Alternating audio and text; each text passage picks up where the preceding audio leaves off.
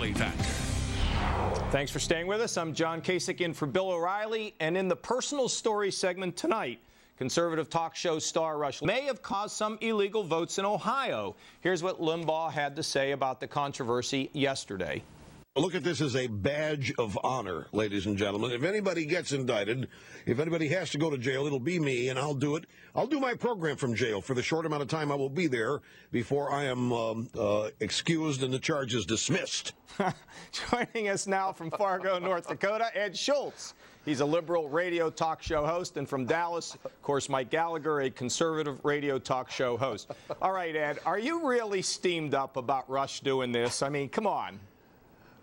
Well, as a radio guy, I got to hand it to Rush. It's entertaining, it's funny, and it's probably twisting the shorts of a few Democrats. But, I thought that Ohio election laws were somewhat vague. I don't know how much trouble Rush is going to get in for this. But notice how the Clintons are awful quiet about it. They're kind of liking this thing a little bit. Yeah. Hey, Ed, now, did you know that Obama was doing robocalls and mail? People in the Congress get their ears up about this. They might do something. Oh, come on, Ed. But you know what? It'd be better to do that than some of the other things they're doing down there. Now, Mike, I want to know from you, is Rush Limbaugh the greatest tweaker in the history of radio? I mean, he tweaks everybody. It looks like he may have tweaked the liberals again. They've actually opened an investigation in Cuyahoga County on this.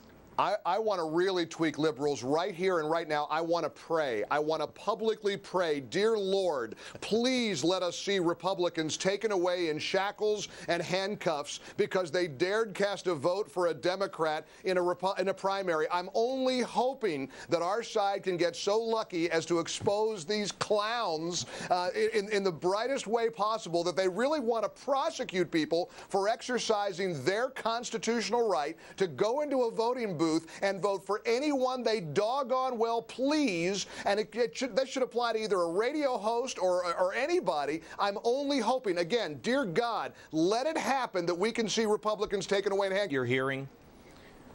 Well, I think the superdelegate phone calls coming from the Clinton camp are getting pretty arm twisting. And I realize that this is politics, but I've had a couple of superdelegates tell me that they're off the president's list, and they really didn't know what that meant, that they're committing political suicide by going with Barack Obama, that Ed, they can do better favors than Obama would ever do for them. I mean, maybe this is part of the political arena, but there's no question about it that the Clintons are fully engaged in full court pressure on these superdelegates. Right. Who's making the calls, Ed? I think they're all making the calls. I know that President Clinton's making the calls, Hillary's making the calls, and their top surrogates are making calls. John, they know that they've got to have the superdelegates for Hillary to win the nomination. We all understand things are going that. right Mike, now. your take on this? You know, I don't know what the big deal is here. I mean, of course, you're going to put a lot of heat on the superdelegates. I mean, there's nothing more exciting than a close convention, right? It's a big deal because it's chaos, just like Rush wanted, just like a lot of us wanted. Guys, hold on. Mike, why are you saying that?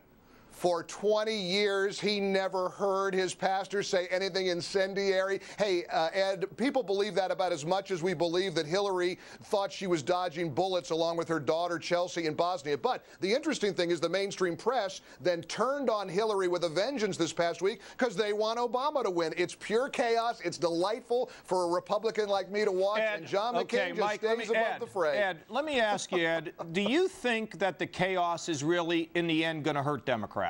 We've asked some other people on the show tonight. I'm not so sure.